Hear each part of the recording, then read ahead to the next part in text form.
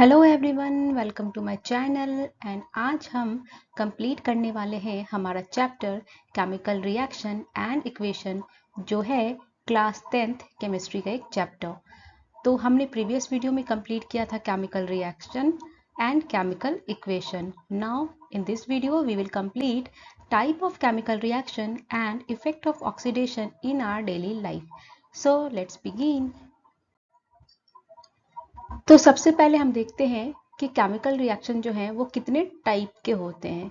The first one is combination reaction, second is decomposition reaction, third is displacement reaction, fourth double displacement reaction, fifth oxidation and reduction reaction, and sixth exothermic and endothermic reaction.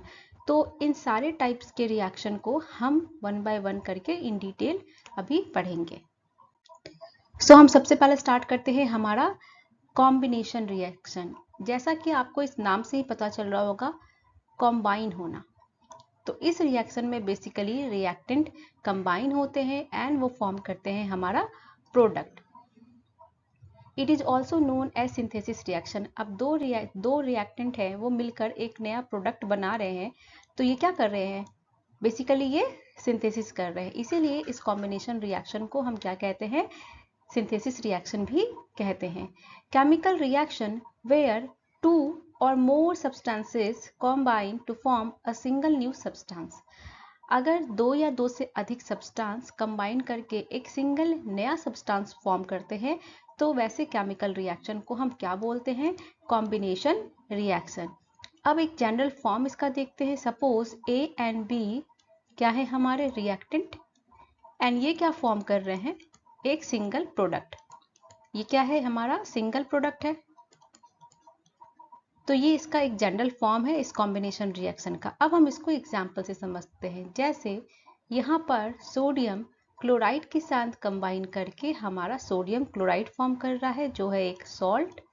यानी कि यहाँ पर दो reactant हैं, लेकिन वो दोनों मिलकर हमारे क्या फॉर्म कर रहे हैं? एक single product, that is sodium chloride. उसी तरह हम देखते हैं हाइड्रोजन क्लोरीन के साथ मिलकर क्या फॉर्म कर रहा है? हमारा हाइड्रोक्लोराइड। कार्बन ऑक्सीजन के साथ मिलकर फॉर्म कर रहा है कार्बन डाइऑक्साइड, जो कि है हमारा single product. Now come to the second type, that is the decomposition reaction. The chemical reaction in which a single reactant break down to form two or more product. वहां पर क्या हो रहा था? हमारा जुड़ रहा था। दो रिएक्टेंट जो है वो एक साथ कंबाइन होकर एक सिंगल प्रोडक्ट बना रहे थे, बट यहाँ पर उसके ठीक अपोजिट होता है। यहाँ पर एक सिंगल रिएक्टेंट जो होते हैं वो ब्रेक डाउन होते हैं, वो डिकम्पोज होते हैं, और वो क्या फॉर्म करते हैं? टू और मोर प्रोडक्ट्स वो फॉर्म कर सकते हैं। जैसे एक इन जनरल फॉर्म में हम देखते हैं, तो ये है हमारा सिंगल रिएक्टेंट जो ब्रेक डाउन होकर, इसका जब ब्रेकडाउन हुआ तो इसने क्या फॉर्म किया? दो प्रोडक्ट फॉर्म किए हैं, ए एंड बी। तो ये क्या है? हमारा प्रोडक्ट है। तो एक सिंगल रिएक्टेंट ने ब्रेकडाउन होकर दो या दो से अधिक प्रोडक्ट वो फॉर्म कर सकता है। मे बी यहाँ कुछ और केमिकल कंपाउंड हो, तो मे बी यहाँ पर दो से भी ज़्यादा ये फॉर्म कर सकते हैं product. In this reaction, reactant substance decompose by the action of heat, electricity and light. अब देखो, कुछ भी चीज को तोड़ने के लिए हमें कुछ यूज करना पड़ता है। तो हमने यहाँ पर इस रिएक्शन में केमिकल कंपाउंड को तोड़ने के लिए हम क्या यूज करते हैं? हम यूज करते हैं या तो हीट, या तो इलेक्ट्रिसिटी, या तो light. So decomposition reaction is of three types. तो इसी बेसिस पे जो भी आप एक्शन यूज करते हो किसी भी सब्सटेंस को ब्रेक डाउन करने के लिए, किसी भी रिएक्टेंट को ब्रेक डाउन करने के लिए, तो उसी बेसिस पे डिकम्पोजिशन रिएक्शन को थ्री टाइप्स में कैटेगराइज किया गया है। The first one is thermal, means अगर हम हीट दे रहे हैं। इलेक्ट्रोलाइटिक डिकम्पोजिशन, इट मीन्स कि अगर हम इलेक्ट्रिसिटी के द्वारा ब्रेक डाउन कर रहे हैं। एंड द थर्ड फोटोलाइटिक, अगर हम लाइट यूज कर ब्रेक डाउन कर रहे हैं। तो ये तीनों हम वन बाय वन देखते हैं। सो सबसे पहले हम क्या देखते हैं? हम देखते हैं thermal decomposition. Decomposition reaction done by heat, अगर हमने किसी रिएक्टेंट को ब्रेक डाउन करना है और हम किसकी हेल्प ले रहे हैं, हीट की, हम उसको हीट देकर उसको डिकम्पोज कर रहे हैं, तो ऐसे डिकम्पोजिशन रिएक्शन जो होते हैं वो कहलाते हैं हमारा थर्मल रिलेटेड टू हीट। जैसे आप यहाँ कैल्शियम कार्बोनेट को देखो, ये क्या है, एक सिंगल रिएक्टेंट है, राइट। ये एक सिंगल रिएक्टेंट है और जब इसको हीट दिया गया तो ये calcium oxide and carbon dioxide में ब्रेक डाउन हो गया। इट मीन्स कि एक सिंगल रिएक्टेंट ने दो प्रोडक्ट फॉर्म किए हैं। एल्युमिनियम ऑक्साइड को भी आप देखो, सेम उसी तरह इसने एल्युमिनियम एंड ऑक्सीजन फॉर्म किया है। अब हम मोर प्रोडक्ट अगर फॉर्म करने का एक एग्जांपल देखते हैं, जैसे फेरस सल्फेट, इसको अगर हम हीट देंगे, इसको अगर हम डिकम्पोज करेंगे बाय हीट, देन ये क्या देगा हमें, ये देता है हमें ferric oxide, sulphur dioxide and sulphur trioxide, और इसी सल्फर ट्राइऑक्साइड को हम सल्फेन भी कहते हैं। ओके, सो थर्मल डिकम्पोजिशन कुछ नहीं है, decomposition reaction done by heat is known as thermal decomposition, जिसमें डिकम्पोजिशन में क्या होता है, एक रिएक्टेंट रहते हैं और वो to or more product form करते हैं आफ्टर ब्रेक डाउन। नाउ अब हम बात करते हैं इलेक्ट्रोलाइटिक डिकम्पोजिशन। जैसा कि नाम से ही पता चल रहा है, अगर हम इलेक्ट्रिसिटी पास कराकर किसी सब्सटेंस का ब्रेक डाउन करते हैं तो वैसे रिएक्शन को हम कहते हैं electrolytic decomposition. Decomposition reaction done by passing electricity, जब हम इलेक्ट्रिसिटी पास कराकर डिकम्पोज कराते हैं तो वैसे रिएक्शन को हम कहते हैं इलेक्ट्रोलाइटिक डिकम्पोजिशन। जैसे अगर हम वाटर से इलेक्ट्रिक करंट पास कराते हैं तो वो हाइड्रोजन और ऑक्सीजन में ब्रेक डाउन हो जाता है। अगर हम सोडियम क्लोराइड, जो एक सॉल्ट है, इसमें अगर हम इलेक्ट्रिक आयन पास कराते हैं तो ये अपने सोडियम आयन और क्लोरीन आयन में टूट जाता है, राइट। तो इलेक्ट्रोलाइटिक डिकम्पोजिशन कुछ नहीं है, अगर हम डिकम्पोजिशन थ्रू पासिंग इलेक्ट्रिसिटी करते हैं तो वो कहलाता है हमारा electrolytic decomposition. Same like photolytic decomposition reaction क्या होता है, decomposition reaction done with the help of light. अगर हम लाइट की हेल्प से डिकम्पोजिशन रिएक्शन करा रहे हैं, डिकम्पोज करा रहे हैं किसी सब्सटेंस का, किसी रिएक्टेंट का, तो वैसे रिएक्शन को कहते हैं हम फोटोलाइटिक डिकम्पोजिशन केमिकल रिएक्शन। जैसे सिल्वर क्लोराइड, अगर हम इसको सनलाइट में रख दे तो ये ब्रेक डाउन होकर क्या हमारा फॉर्म करता है, सिल्वर एंड क्लोरीन। जैसे सिल्वर ब्रोमाइड, इसको भी अगर हम सनलाइट में रख दे तो लाइट की मदद से क्या होता है, ये ब्रेक डाउन हो जाता है इसका सिल्वर एंड ब्रोमाइड में। ये जो अब रिएक्शन है ना, ये हमारे यूज होते हैं किसमें, ब्लैक एंड व्हाइट फोटोग्राफी में। Now displacement reaction. डिस्प्लेसमेंट, जैसा कि हमें पता है, डिस्प्लेस कर देना। The reaction in which a more reactive element displaces the less reactive elements from its compound is known as displacement reaction. ऐसा रिएक्शन जिसमें एक मोर रिएक्टिव एलिमेंट, जो हमने रिएक्टिविटी सीरीज हमें मालूम है, ऊपर क्या है हमारा सोडियम पोटेशियम, ये लोग क्या है, बहुत हाई रिएक्टिव है। उसके बाद और भी एलिमेंट्स हैं, सबसे कम क्या होता है हमारा गोल्ड एंड प्लैटिनम, ये सब क्या है हमारे लीस्ट रिएक्टिव और नो रिएक्टिव। सो क्या होता है कि जो मोर रिएक्टिव होते हैं, जो रिएक्टिविटी सीरीज में ज़्यादा जो रिएक्टिव एलिमेंट है, वो क्या करते हैं, अपने से नीचे वाले जो उनसे लेस रिएक्टिव है उनको उनके कंपाउंड से डिस्प्लेस कर देते हैं और उनकी प्लेस ले लेते हैं। जैसे आप यहाँ एक जनरल फॉर्म में देखो, सपोज ये AB एक कंपाउंड है एंड ये C, ओके। जब AB रिएक्ट करता है C से तो हम देखते हैं कि ये जो C है वो क्या करता है, A को रिप्लेस कर दे रहा है। मीन्स कि ये जो C है वो क्या है हमारा हाईली रिएक्टिव है। ये हाईली रिएक्टिव है तभी तो ये अपने से लेस वाले को डिस्प्लेस कर रहा है। तो आप यहाँ देखो A क्या हो गया, डिस्प्लेस हो गया एंड C ने स्पेस ले ली उस कंपाउंड से, उसको अलग कर दिया लेस रिएक्टिव को, और उसने वहां पर अपनी जगह ले ली। जैसे इसको हम एक एग्जांपल के थ्रू करते हैं, जब हम आयरन को कॉपर सल्फेट सॉल्यूशन में डालते हैं तो हम देखते हैं कि जो आयरन है वो कॉपर को क्या कर देता है, डिस्प्लेस कर देता है। आप यहाँ देखो, वो कॉपर को हटा देता है और उसकी जगह खुद ले लेता है, यानी कि अब हमारा कॉपर सल्फेट जो है आयरन के साथ रिएक्ट कर कर क्या बना रहा है, हमारा आयरन सल्फेट बना रहा है। और ये कॉपर जो है वो एज अ प्रेसिपिटेट जो है at the bottom of beaker क्या होता है, ये सेटल डाउन हो जाता है। और ये कलर क्या है, ब्लू कलर है, एंड ये अब क्या बन जाएगा, ग्रीन कलर। तो ये केमिकल रिएक्शन हो रहा है, मीन्स कि कलर का चेंज हो रहा है। ये भी आप देख लो इस रिएक्शन में। जब हम जिंक के साथ रिएक्शन कराते हैं कॉपर सल्फेट का, कॉपर सल्फेट एक्वा सॉल्यूशन का, तो क्या होता है, हमारा जिंक जो है, कॉपर जो है वो लेस रिएक्टिव है जिंक से, तो जिंक इसको डिस्प्लेस कर देता है और क्या फॉर्म होता है हमारा जिंक सल्फेट एंड कॉपर। जब हम लीड को कॉपर क्लोराइड के साथ रिएक्शन कराते हैं तो हमारा लीड क्लोराइड बनता है। इट मीन्स कि लीड जो है वो कॉपर से हाईली रिएक्टिव है, तो ये इसको रिप्लेस कर देता है एंड बनाता है हमारा लीड क्लोराइड। अब हम बात करते हैं डबल डिस्प्लेसमेंट रिएक्शन की। तो जैसा कि नाम ही सजेस्ट कर रहा है, यहाँ पर दो रिएक्टेंट जो है वो आपस में आयन का एक्सचेंज करेंगे।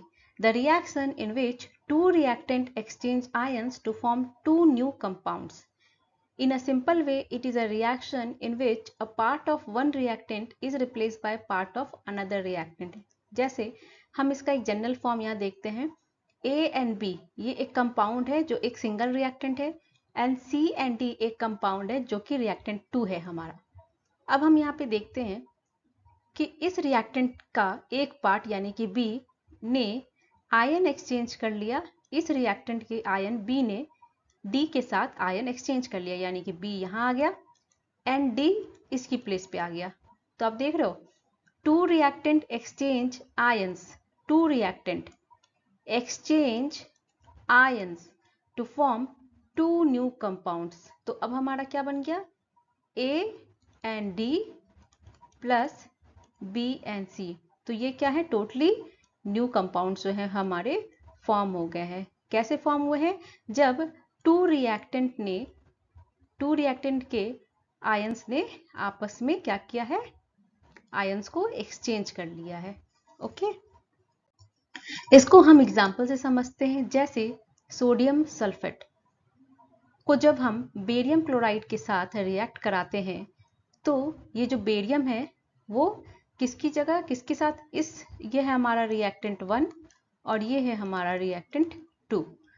तो ये जो सोडियम आयन है उसने बेरियम के साथ क्या किया है, आयन एक्सचेंज कर लिया है। इट मीन्स रिएक्टेंट 1 का one of the part reactant 2 के वन ऑफ द पार्ट से आयन एक्सचेंज कर लिया। तो हमारा क्या फॉर्म हो गया, barium sulphate and sodium chloride. उसी तरह जब हम हाइड्रोजन क्लोराइड को देखते हैं, वो जब रिएक्ट करता है हमारा सोडियम हाइड्रोक्साइड से, तो ये क्या है, ये एसिड एंड बेस। तो ये जब आपस में hydrogen chloride and sodium hydroxide react करते हैं तो ये है हमारा रिएक्टेंट 1 और ये है हमारा रिएक्टेंट 2।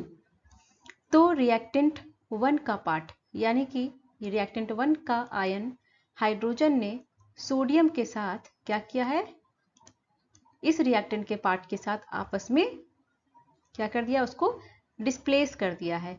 तो सोडियम क्लोराइड फॉर्म हो रहा है हमारा और वाटर फॉर्म हो रहा है। तो अब आप देखो ये बिल्कुल एंटायरली न्यू प्रोडक्ट हमारे फॉर्म हो रहे हैं। उसी तरह आप सिल्वर नाइट्रेट में देखें, जब इसको हम सोडियम क्लोराइड के साथ रिएक्ट करते हैं तो हमारा सोडियम और सिल्वर,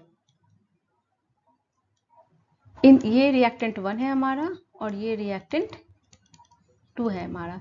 तो दोनों रिएक्टेंट के आयंस जो हैं वो क्या होते हैं, एक्सचेंज होते हैं और वो क्या फॉर्म कर रहे हैं यहाँ पे हमारा entirely new product, that is silver chloride and sodium, silver chloride and sodium nitrate. Now come to the fifth type, that is the oxidation and reduction reaction. तो ऑक्सीडेशन रिएक्शन जैसा कि नाम से पता चल रहा है ऑक्सीजन से रिलेटेड। तो जब the reaction in which oxygen is added, अगर कोई रिएक्शन जिसमें ऑक्सीजन ऐड हो रहा है या फिर हाइड्रोजन रिमूव हो रहा है। तो हमें ऐसे याद रखना है, अगर ऑक्सीडेशन है मीन्स कि ऑक्सीजन ऐड हो रहा है और हाइड्रोजन रिमूव हो रहा है, या फिर सब्सटेंस जो है वो इलेक्ट्रॉन को लूज कर रहा है। तो ऑक्सीडेशन रिएक्शन कब होगा? सबसे पहले तो अगर ऑक्सीजन उस केमिकल रिएक्शन में उस सब्सटेंस में ऐड हो रहा है, अगर हाइड्रोजन का रिमूवल हो रहा है, या फिर वो सब्सटेंस कुछ इलेक्ट्रॉन्स जो है वो अपने लूज कर रहा है, in that case we called it oxidation reaction. जैसे हम एग्जांपल देखते हैं, जिंक ने अपने 2 इलेक्ट्रॉन यहाँ पे क्या किए हैं? लूज किए हैं। तो हम यहाँ कह सकते हैं कि ये जो है एक ऑक्सीडेशन रिएक्शन है। अब आप यहाँ देखो, कॉपर जो है वो ऑक्सीजन के साथ रिएक्ट कर कर यहाँ पर क्या हो रहा है? कॉपर के साथ क्या कंबाइन हो गया? ऑक्सीजन। तो इसे भी हम कह सकते हैं ऑक्सीडेशन रिएक्शन। तो जब ये रिएक्शन होता है, जब कॉपर जो है वो ऑक्सीजन के साथ रिएक्ट करता है, then surface of copper powder becomes coated with black copper oxide because oxygen is added to copper and copper oxide is form. तो यहाँ पे देखो हमारा कॉपर ऑक्साइड फॉर्म हुआ है। तो जब कॉपर ऑक्साइड फॉर्म होता है तो वो एक ब्लैक कोटिंग के साथ कवर हो जाता है, क्योंकि यहाँ पर ऑक्सीजन के साथ कॉपर का रिएक्शन हो गया है। नाउ जब कॉपर ऑक्साइड को हम हाइड्रोजन के साथ, जब हाइड्रोजन गैस पास कराते हैं तो क्या होता है, और हीट देते हैं, तो ये कॉपर और वाटर फॉर्म करता है। Here, if hydrogen gas is passed over copper oxide, the black coating on the surface turns brown and hydrogen get oxidized to form water. यहाँ पे आप देखो, यहाँ से क्या हुआ है? इसका ऑक्सीजन का रिमूवल हुआ है, और यहाँ पर क्या हो रहा है? ऑक्सीजन जो है वो ऐड हो रहा है। तो हम कह सकते हैं कि ये क्या है? ऑक्सीडेशन। ये ऑक्सीडेशन का हमारा रिएक्शन है, ऑक्सीडेशन हो रहा है यहाँ पे, क्योंकि यहाँ पर हाइड्रोजन के साथ क्या ऐड हो रहा है? हाइड्रोजन में ऑक्सीजन हमारा ऐड होकर क्या बना रहा है? वाटर फॉर्म कर रहा है। वही हम ये कह सकते हैं कि अगर ऑक्सीजन को हम ऐड करते हैं तो वो ऑक्सीडेशन रिएक्शन है, लेकिन यहाँ पर क्या हो रहा है? रिमूवल ऑफ हाइड्रोजन भी हो रहा है, रिमूवल ऑफ हाइड्रोजन हो रहा है, तो सॉरी रिमूवल ऑफ ऑक्सीजन हो रहा है। तो ये क्या हो रहा है? हमारा रिडक्शन रिएक्शन। तो रिडक्शन रिएक्शन की हम बात करते हैं जो अपोजिट होता है हमारे ऑक्सीडेशन रिएक्शन से। जैसे the reaction in which oxygen is remove, हमने वहां क्या देखा? कॉपर ऑक्साइड से ऑक्सीजन जो है वो रिमूव हो रहा था। ऑक्सीजन अगर रिमूव होता है किसी रिएक्शन में, किसी सब्सटेंस से अगर ऑक्सीजन रिमूव होता है, या फिर उस सब्सटेंस में हाइड्रोजन ऐड होता है, या फिर वो सब्सटेंस जो है कुछ इलेक्ट्रॉन्स जो है वो गेन करता है, तो या तो ऑक्सीजन जो है वो रिमूव हो जाए, या फिर हाइड्रोजन ऐड हो जाए, या फिर इलेक्ट्रॉन जो है वो एक्सेप्ट कर ले। तो ऐसे रिएक्शन को हम कहते हैं रिडक्शन रिएक्शन।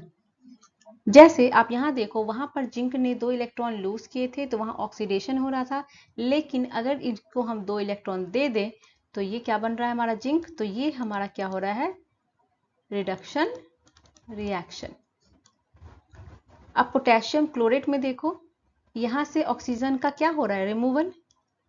ये पोटेशियम क्लोराइड है और ऑक्सीजन क्या हो गया? रिमूव हो गया। तो यहाँ पर भी क्या हो रहा है? हमारा रिडक्शन रिएक्शन। यहाँ हम सोडियम में क्या हो रहा है? हाइड्रोजन ऐड हो रहा है, तो ये है हमारा रिडक्शन। यहाँ फॉर्मेशन ऑफ अमोनिया में भी आप देखो, वहां पर नाइट्रोजन के साथ क्या होता है? हमारा हाइड्रोजन ऐड होता है, तो फॉर्म होता है हमारा अमोनिया, और ये भी एक क्या है? रिडक्शन रिएक्शन, क्योंकि यहाँ पे नाइट्रोजन का क्या हो रहा है? रिडक्शन। यहाँ पर हाइड्रोजन ऐड हो रहा है। अब हम कुछ नोट करने वाली बात देखते हैं। किसी भी रिएक्शन में इफ सब्सटेंस लूज इलेक्ट्रॉन और oxygen is added, it is said to be oxidise. Means हम एक एग्जांपल से देखते हैं कि अगर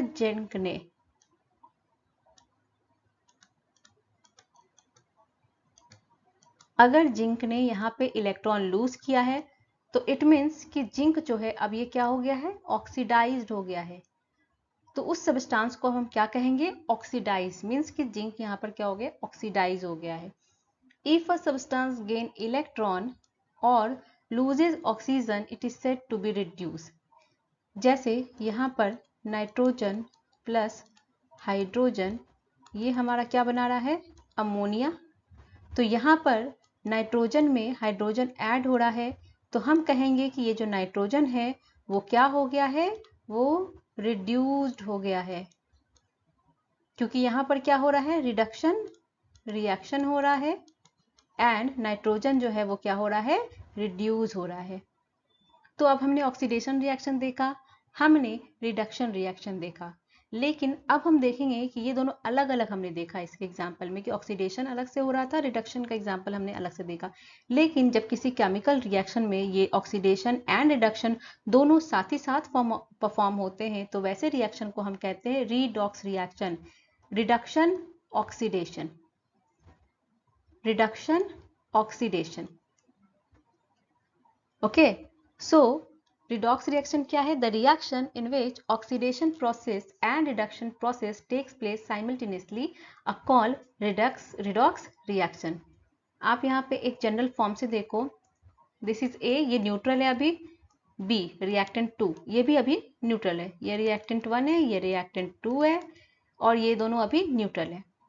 ए ने इलेक्ट्रॉन लूज किया, ए ने इलेक्ट्रॉन लूज किया और बी ने उसी इलेक्ट्रॉन को क्या किया, गेन किया। तो हमारा ए जो है उसने लॉस ऑफ इलेक्ट्रॉन किया, तो ये क्या हो गया, ए हमारा, ये हमारा हो गया ऑक्सीडाइज्ड। और वहीं बी ने इलेक्ट्रॉन को गेन कर लिया, तो बी हमारा क्या हो गया, रिड्यूस्ड। यानी कि यहाँ पर gain of electron reduction reaction हो रहा है एंड यहाँ पर लॉस ऑफ इलेक्ट्रॉन यानी कि ऑक्सीडेशन रिएक्शन हो रहा है। तो ऐसे रिएक्शन जिसमें ऑक्सीडेशन प्रोसेस और रिडक्शन रिएक्शन दोनों साइमल्टेनियसली साथ साथ होते हैं, वैसे रिएक्शन को हम कहते हैं रिडॉक्स रिएक्शन। अब हमने जैसे आपको बताया वहां पर ऑक्सीडाइजिंग एंड रिड्यूसिंग एजेंट, तो हम यहाँ पर एक जनरल फॉर्म में उसको देखते हैं। लाइक ए ने अपना क्या किया था, इलेक्ट्रॉन लूज किया था और उसी इलेक्ट्रॉन को बी ने गेन किया था, तो बी हमारा क्या हो गया था, रिड्यूस हो गया था, और ए जो है वो हमारा क्या हो गया था, ऑक्सीडाइज, क्योंकि उसने इलेक्ट्रॉन को लूज किया था। अब ये ए जो है वो किसकी वजह से इलेक्ट्रॉन लूज कर रहा है, तो बी की वजह से, क्योंकि बी जो है वो इलेक्ट्रॉन को गेन कर रहा है। तो यहाँ पर बी जो है वो क्या है, हमारा ऑक्सीडाइजिंग एजेंट, क्योंकि इसकी वजह से ही ए जो है वो इलेक्ट्रॉन लूज कर रहा है। तो बी है हमारा क्या यहाँ पर, ऑक्सीडाइजिंग एजेंट। उसी तरह अगर कोई बी जो है वो इलेक्ट्रॉन क्या कर रहा है, गेन कर रहा है, बी जो है वो इलेक्ट्रॉन गेन कर रहा है, तो किसकी वजह से बी जो है इलेक्ट्रॉन गेन कर पा रहा है, ए की वजह से। तो ए यहाँ पर हमारा क्या है, रिड्यूसिंग एजेंट। कहने का मतलब ये है कि कोई भी सब्सटेंस अगर किसी दूसरे सब्सटेंस की वजह से इलेक्ट्रॉन गेन कर रहा है या लूज कर रहा है, तो उस सब्सटेंस को हम रिड्यूसिंग एजेंट या ऑक्सीडाइजिंग एजेंट कहते हैं। जैसे ए यहाँ पर इलेक्ट्रॉन लूज कर रहा है बिकॉज ऑफ बी, इसीलिए जो ए है यहाँ पे, सॉरी बी जो है वो क्या है हमारा ऑक्सीडाइजिंग एजेंट, क्योंकि ए है वो इलेक्ट्रॉन लूज कर रहा है। हमारा ए जो है वो रिड्यूसिंग एजेंट क्यों है, क्योंकि इसकी वजह से बी जो है वो क्या कर रहा है, इलेक्ट्रॉन को गेन कर रहा है, इसीलिए हमारा ए जो है वो क्या है, रिड्यूसिंग एजेंट है। Now the sixth type is exothermic and endothermic reaction. सबसे पहले एक्सोथर्मिक देखते हैं। The reaction in which energy is released in the form of heat and light energy. अगर किसी भी रिएक्शन में एनर्जी जो है वो रिलीज हो रही है, किसके फॉर्म में, हीट एंड लाइट के फॉर्म में, तो वैसे रिएक्शन को हम कहते हैं एक्सोथर्मिक, मीन्स के आउटसाइड, वो बाहर निकल कर आ रहा है। The reaction in which energy is released in the form of heat and light energy is called exothermic reaction। जैसे आप इसका एक जनरल फॉर्म देखो, A and B रिएक्टेंट हैं और वो C फॉर्म कर रहे हैं और प्लस हीट रिलीज कर रहे हैं, तो ऐसे रिएक्शन जिसमें हीट रिलीज हो रहा है वो कहलाता है हमारा एक्सोथर्मिक रिएक्शन। अब ये हीट के फॉर्म में भी निकल सकता है या एज अ लाइट के फॉर्म में भी निकल सकता है। जैसे मीथेन जब ऑक्सीजन के साथ रिएक्ट करता है तो वो CO2 H2O और हीट रिलीज करता है। उसी तरह कार्बन डाइऑक्साइड भी हीट रिलीज, कार्बन और ऑक्सीजन जब रिएक्ट करते हैं, कार्बन डाइऑक्साइड प्रोड्यूस करते हैं तो हीट रिलीज करते हैं। बात करते हैं एंडोथर्मिक रिएक्शन की। तो जो एंडोथर्मिक रिएक्शन है, the reaction in which heat is absorb. अब ऐसे रिएक्शन जिसमें हीट एब्जॉर्ब होता है ना कि रिलीज होता है। एंडो इनसाइड मतलब वो हीट को ले रहा है वो रिएक्शन। तो reaction in which heat is absorb मतलब हीट एब्जॉर्ब हो रहा है, रिलीज नहीं कर रहा है। इसका जनरल फॉर्म देखते हैं। जैसे ये है हमारा रिएक्टेंट 1, ये है रिएक्टेंट 2, और जब हम इसको हीट देते हैं तो ये क्या फॉर्म कर रहा है, हमारा प्रोडक्ट C। तो यहाँ पे आप देखो हीट जो है वो एब्जॉर्ब हो रहा है इस रिएक्शन में, ना कि इधर रिलीज हो रहा है प्रोडक्ट के साथ। जैसे आप कैल्शियम कार्बोनेट को हीट देते हो, ये क्या है, ये एक डिकम्पोजिशन रिएक्शन भी है, थर्मल डिकम्पोजिशन। ये एक एग्जाम्पल है किसका, हमारा थर्मल डिकम्पोजिशन, जो अभी हमने पढ़ा है थोड़ी देर पहले। तो इसमें जब हमने हीट दिया कैल्शियम कार्बोनेट को तो वो calcium oxide and carbon dioxide में टूट गया। जो आपका फोटोसिंथेसिस है, एब्जॉर्ब्स एनर्जी फ्रॉम सन, ये भी लाइट के फॉर्म में एनर्जी को क्या कर रहा है, एब्जॉर्ब कर रहा है। तो ये भी हमारा एंडोथर्मिक रिएक्शन है। जैसे आप ये देखो फोटोसिंथेसिस कब होता है, जब कार्बन डाइऑक्साइड हाइड्रोजन के साथ मिलकर in the presence of sunlight, in the presence of sunlight वो क्या फॉर्म करते हैं, ग्लूकोज एंड ऑक्सीजन। तो आप यहाँ देखो, यहाँ पर जो लाइट है, जो सनलाइट है, वो क्या है हमारा, ये लाइट के फॉर्म में एनर्जी ले रहा है अपने रिएक्शन में, एंड देन वो प्रोडक्ट फॉर्म कर रहा है। जैसे मर्क्यूरिक ऑक्साइड, जब इसको हम हीट देते हैं तो ये टूटकर हमारा मरकरी एंड ऑक्सीजन रिलीज करता है। अब हमने टाइप्स ऑफ केमिकल रिएक्शन जो है वो पढ़ लिया है। उसमें हमने एक टाइप देखा था ऑक्सीडेशन रिएक्शन। तो उस ऑक्सीडेशन रिएक्शन का हमारे डेली लाइफ में भी कुछ हार्मफुल इफेक्ट हमें दिखते हैं, जो आपको यहाँ पर पढ़ने हैं। मेनली दो टाइप के जो इफेक्ट है उसकी हम बात करेंगे यहाँ पर। First is corrosion and the second is rancidity. सबसे पहले हम बात करते हैं कोरोजन की।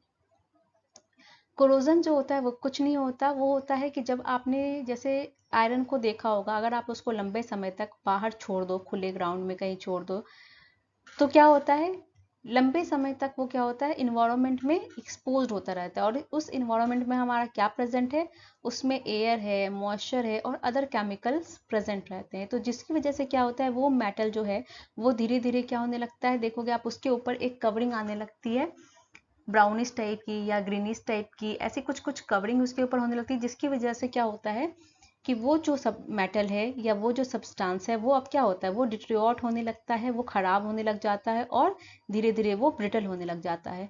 तो इसी इफेक्ट को हम कहते हैं कोरोजन। मेटल के केस में इसको हम कोरोजन कहते हैं, लेकिन जब हम बात करते हैं आयरन की तो इस केस में वैसे कोरोजन को हम कहते हैं रस्टिंग, जंग लगना। हमने आयरन को तो जंग लगते बहुत सारी बार देखा होगा, तो वो कुछ नहीं, वो कोरोजन ही है, लेकिन आयरन के केस में हम उसे रस्टिंग कहते हैं।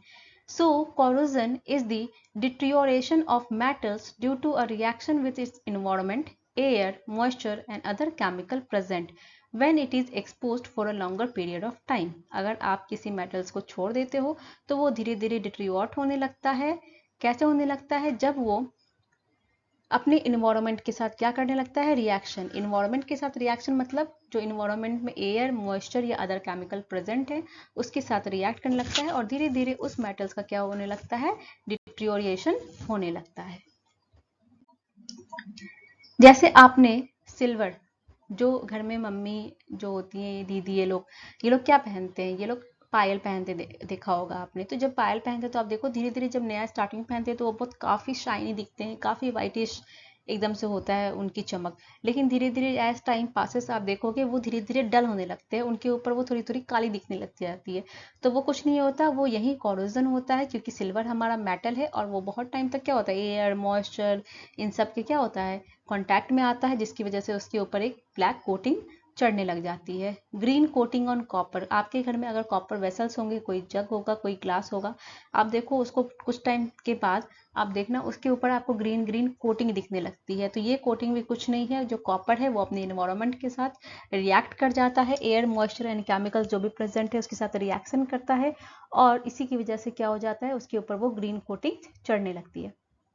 Most common type is iron corrosion known as rusting of iron. जैसा कि मैंने आपको बताया कि जो आयरन का कोरोजन होता है उसके केस में उसको एक स्पेसिफिक नाम देते हैं जिसको कहते हैं हम रस्टिंग ऑफ आयरन, जो आप दूसरे चैप्टर में पढ़ोगे इन डिटेल। अब हम बात करते हैं कोरोजन के इफेक्ट की। तो इसके मेनली हार्मफुल इफेक्ट ही होंगे क्योंकि ये तो मेटल्स को डिस्ट्रॉयड कर रहा है। So corrosion cause damage to car bodies. जो बहुत सारे आपने गैराज वराज के पास देखे होंगे जो ऐसे खटारा से कार होते हैं पड़े हुए, आप देखना उसके मेटल्स कितने ज़्यादा खराब हो जाते हैं, कितनी जंग लग जाती है उसमें। फिर हम बात करते हैं ब्रिजेस की। तो जो ब्रिजेस होते हैं वो मेटल्स के बने होते हैं, वो लंबे समय तक एक्सपोज रहते हैं, तो क्या होता है उससे, क्या होता है वो धीरे धीरे ब्रिटल होने लगते हैं और कभी वो टूटने का भी खतरा हो जाता है। आयरन नेल्स आपने घर में ही देखा होगा, जहाँ आयरन नेल्स लगे होते हैं वो देखो धीरे धीरे उसके ऊपर ब्राउन लेयर चढ़ जाती है। आयरन रेलिंग्स हो गई, शिप हो गए, other object made of metal specially those of iron. बहुत सारे मेटल्स जो होते हैं उनके क्या होते हैं, कोरोजन होता है, लेकिन सबसे ज़्यादा हम किस में देखते हैं, हमें आयरन में देखने को मिलता है। अब हम इस कोरोजन से बचे कैसे, मैथड्स टू प्रिवेंट कोरोजन। तो सबसे इजी तरीका तो होता है आप पेंटिंग कर दो।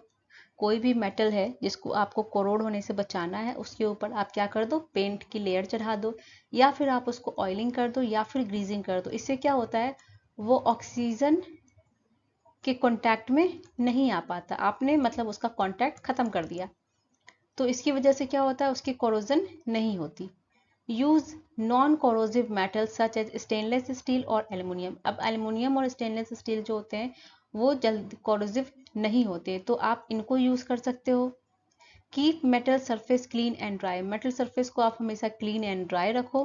Use drying agents, chemical use to remove water from an organic compound. Drying agent क्या होता है, ड्राइंग एजेंट होता है कि हम कोई केमिकल को जब यूज करते हैं किसी भी ऑर्गेनिक कंपाउंड से ऑक्सीजन वाटर को हटाने के लिए, रिमूव करने के लिए, तो वैसे एजेंट को हम कहते हैं ड्राइंग एजेंट। जैसे सोडियम सल्फेट, क्विकलाइम, ये सब क्या है, ड्राइंग एजेंट है। इसको हम यूज करते हैं किसी भी ऑर्गेनिक कंपाउंड में अगर वाटर प्रेजेंट है तो वाटर को रिमूव करने के लिए हम ये ड्राइंग एजेंट को यूज करते हैं। अब हम सेकेंड टाइप की बात करते हैं जो इफेक्ट है ऑक्सीडेशन का, वो हमें देखने को मिलता है हमारी डेली की लाइफ में, rancidity. It is the process of complete और इनकम्प्लीट ऑक्सीडेशन और hydrolysis of fats and oil present in food material. हमने देखा होगा हम कभी कभी खाना को ऐसे छोड़ देते हैं बाहर तो उससे एक बहुत ही अनप्लीजेंट स्मेल आने लगती है, उसका टेस्ट खराब हो जाता है, बहुत गंदी सी बदबू आने लगती है, फिर हम उसे फेंक देते हैं। तो वो क्यों होता है, क्योंकि उस फूड मटेरियल में जो फैट और ऑयल प्रेजेंट है उनको हम बाहर रख देते हैं, तो वो क्या होता है उसका या तो कंप्लीट या तो इनकम्प्लीट, या तो उस फैट और ऑयल का क्या होता है हाइड्रोलाइसिस हो जाता है। क्यों, क्योंकि हमने उसको क्या कर दिया, इन्वायरमेंट में छोड़ दिया, तो वो वहाँ क्या करेगा, वो वही काम करेगा कि वो अपने अराउंड वाले एयर, लाइट, मॉइस्चर या फिर जो भी बैक्टीरिया है वो वहाँ पर क्या करेंगे, उसके साथ वो रिएक्ट करेगा और फिर एक अनप्लीजेंट टेस्ट एंड ऑर्डर को छोड़ेगा। So rancidity is the process of complete or incomplete oxidation or hydrolysis of fat and oil present in food material when exposed to air, light or moisture or by bacterial action results in unpleasant taste and odor. अब हम rancidity से कैसे बच सकते हैं, methods to prevent rancidity. Keep food material in air tight container. अब आप उसको एयर टाइट कंटेनर में रखो ताकि उसका जो है आपके इन्वायरमेंट से क्या हो, कांटेक्ट खत्म हो। Keep food in refrigerator. इसमें क्या होता है टेम्परेचर लो होता है तो बैक्टीरियल एक्शन होने का चांस नहीं होता, मॉइस्चर भी नहीं हो पाता फूड में, तो फूड जो है हमारा फ्रेश बना रहता है। Avoid keeping food in direct sunlight. कभी भी आप फूड मटेरियल को डायरेक्ट सनलाइट में नहीं रखते हैं, उससे भी क्या होता है हमारा कंप्लीट और इनकम्प्लीट ऑक्सीडेशन होने के चांसेस रहते हैं। बाय एडिंग एंटीऑक्सीडेंट, अब आप चाहो तो उसमें नेचुरल एंटीऑक्सीडेंट जो होते हैं जैसे vitamin C, vitamin E, flavonoids and polyphenols, ये सब क्या है, एंटीऑक्सीडेंट हैं, तो आप इसको भी यूज कर सकते हो to avoid rancidity. Flushing with nitrogen gas, जैसे आपने बहुत सारे चिप्स के पैकेट देखे होंगे, लेज, कुरकुरे,